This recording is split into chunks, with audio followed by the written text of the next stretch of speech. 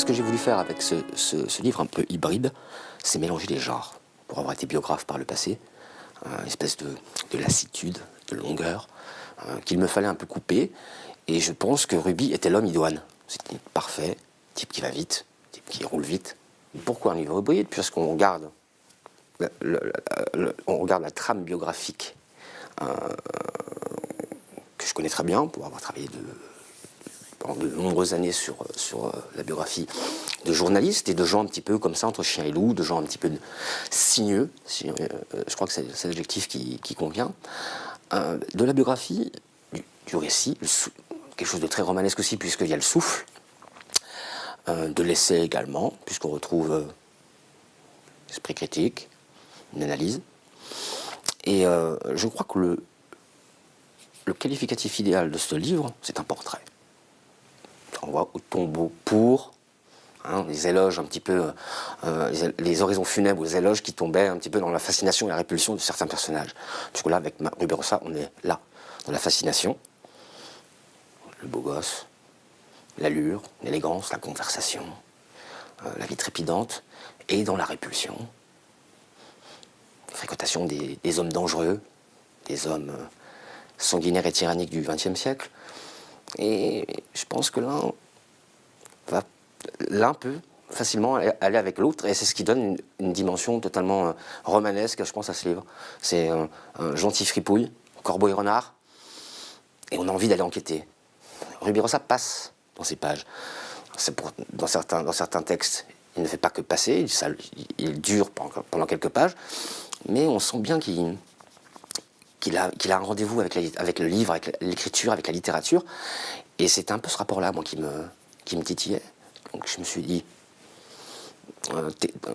on va utiliser la méthode biographique, ce que tu sais faire, les archives, la presse, l'entretien, débusquer les témoins.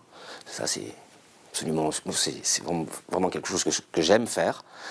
Et je me suis rendu compte qu'il y avait encore pas mal de choses à dire, pas mal de secrets bien gardés sur un type finalement qu'on a, à mon sens, voulu trop présenter pour le parfait beau gosse, l'archétype de l'homme doté par la nature, un détrousseur, au propre comme au sens propre comme au sens sale d'ailleurs.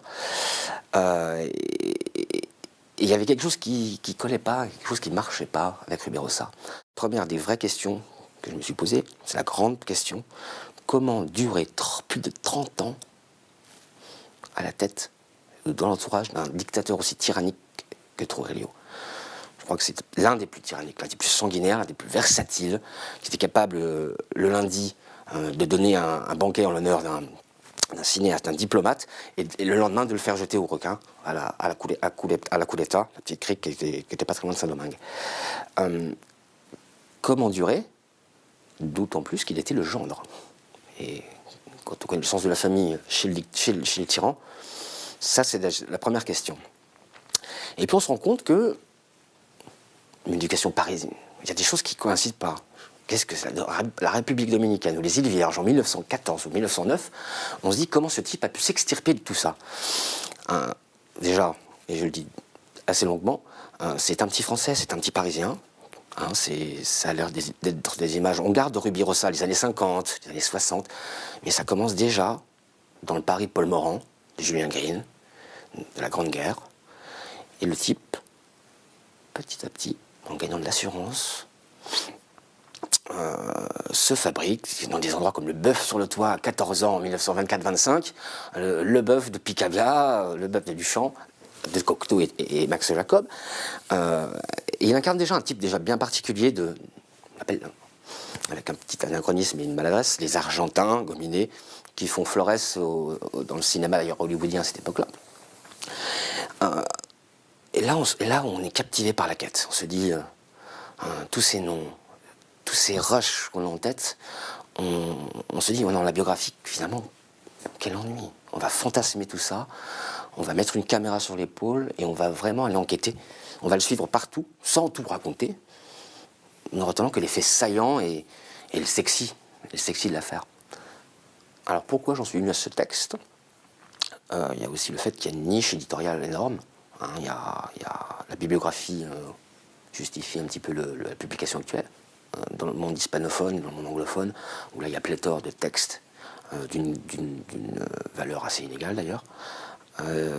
Et surtout cette presse, ces tabloïds omniprésents des années 50-60, il n'y a pas un mois où Ruby ne figure pas en photo, et ce qui explique aussi l'iconographie de ce livre.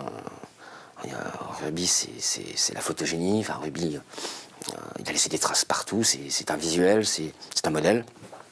J'entends. Un peu, je le dis, cinématique. Et j'ai réussi à être aimanté dans ma recherche par un vieux copain de Ruby, un pote, je cite, un type de la bande, rencontré au bar du Carlton en 1947, qui est un jeune homme de 94 ans aujourd'hui, et des échanges sur Skype. Je peux vous assurer que on loue la numérisation, on loue l'époque, de pouvoir avoir ce type d'échange et récolter ces anecdotes, qui lui m'a pas mal aiguillé, à jeter des anathèmes, à casser certaines punchlines de la légende. Je crois que c'est important. Et pour arriver à un résultat, je pense, honnête. Voilà, je crois que ce livre, il est avant tout honnête, il est assez fidèle aux diplomates, aux séducteurs. J'ai un peu de mal avec Gigolo et Playboy, vous comprendrez, je l'explique.